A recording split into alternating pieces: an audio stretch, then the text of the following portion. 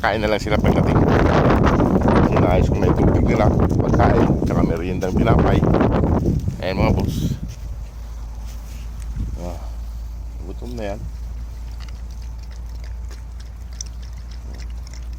May sabaw. Nilaga nga tayo mga boss na may sabaw. Nasaan ang isa? Nagpapauli yung isa. Ito si Antukin, malaki oh. Tingnan nyo si Antukin mga boss, ang laki niya.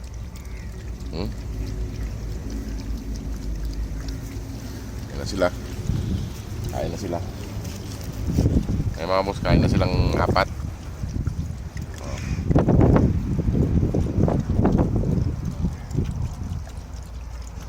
Una nilang hinigop yung sabaw.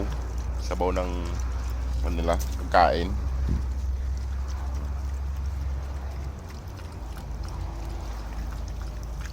Mga boss, kung sino pong gusto pang tumulong sa kanila, ay welcome po kayo mga boss para sa kanilang pag-uwi ng Pilipinas. Nakain na sila. Malulublob na naman yan. Laki na niyan token mga boss, oh, laki. Dalawa silang malaki, yung itong kwan. Ito, yung lalaking aso.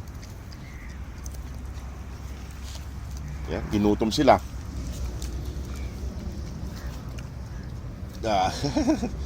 Halika. Mga boss, ginutom sila. Yung isa maglublob na. Ayan. Maglublob na naman yung lalaki. Laki na. Malaki na sila mga boss, malaki na. Sana matulungan na natin para maiuwi ng Pilipinas. Sige, maglublob ka na dyan. Pagkasaya mo na yung sarili mo dyan. Ayan. Kompleto na sila. Santukin.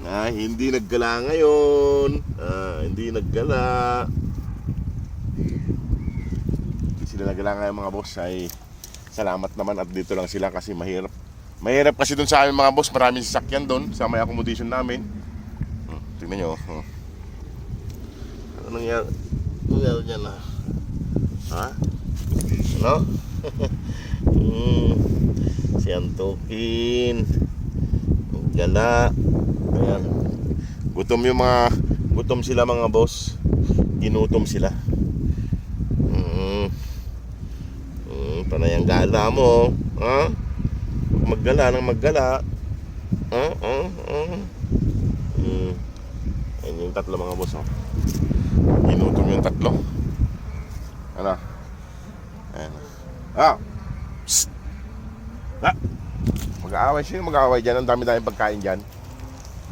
Dito ka. Dito yung isa. Dito ka kumain.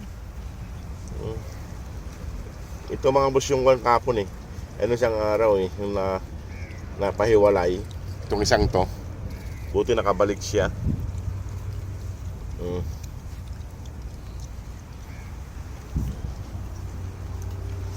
Ayan. Kain lang sila. Sana ay madagdagan pang kanilang pundo para mapauwi na natin ng Pilipinas. Ay medyo malaki pa ang kulang. Laki talaga na yung tukin tsaka nitong isa, itong lalaki.